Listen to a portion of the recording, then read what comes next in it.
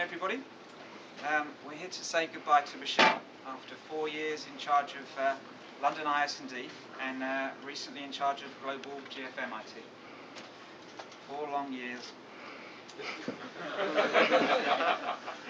As is traditional on these occasions, I have asked around for any stories to tell about Michelle and his time in London. There are many contributions, especially from my MT colleagues. Fortunately, some of them have turned out to be repeatable. But first of all, one of my colleagues always finds it amusing when introducing Michelle to new people. Having first told them his name, he likes to see the look of surprise on their faces, in some cases disappointment, since they're clearly expecting to meet a lady. I think you'll agree he doesn't look very feminine. Okay, so about 3 years ago, we persuaded Michelle to take part in the London Triathlon with some of our colleagues from Risk IT. As part of his preparation, Michelle arranged for his father-in-law to ship over a racing bike from the Netherlands in order to shave those crucial seconds off of his cycle time. Unfortunately, his intensive cycle training regime consisted solely of checking the tyre pressure the night before the race. At this point, the inner tube valves came off in his hand. So, Michelle was the only triathlete that day to take part on a Dutch commuter bike with a child's seat attached to the back and a built-in locking mechanism. Okay, so Michelle likes to intersperse his hard work with lengthy foreign holidays. So a couple of years ago, he booked a month off over Christmas and took his family off to Thailand.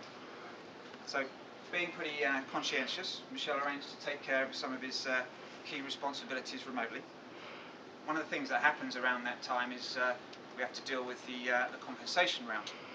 So Michelle arranged to give me a call and tell me about the annual bonus pool. So when I answered the phone, Michelle told me that he was sitting on a balcony, watching the sunset, he had a cigar in one hand, a cocktail in the other.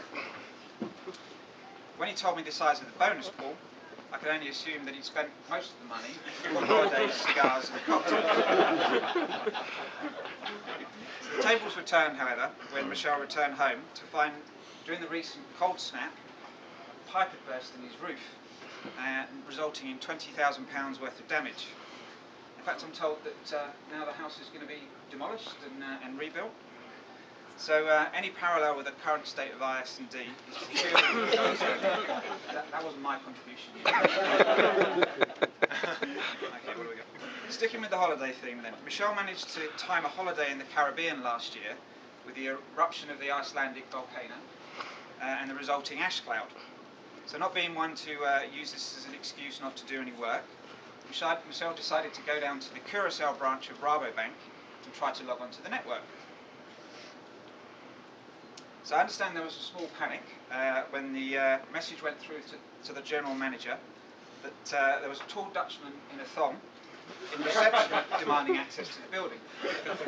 Fortunately, it turned out just to be Michelle in his flip-flops.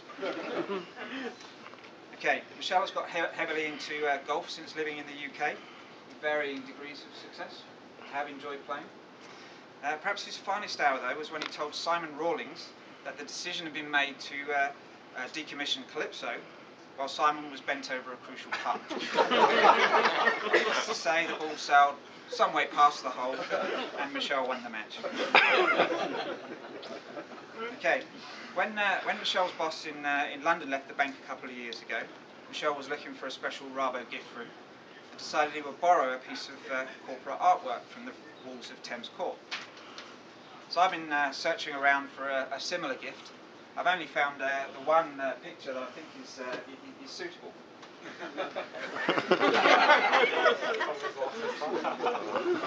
This remarkable piece of art seems to be completely invisible to HR.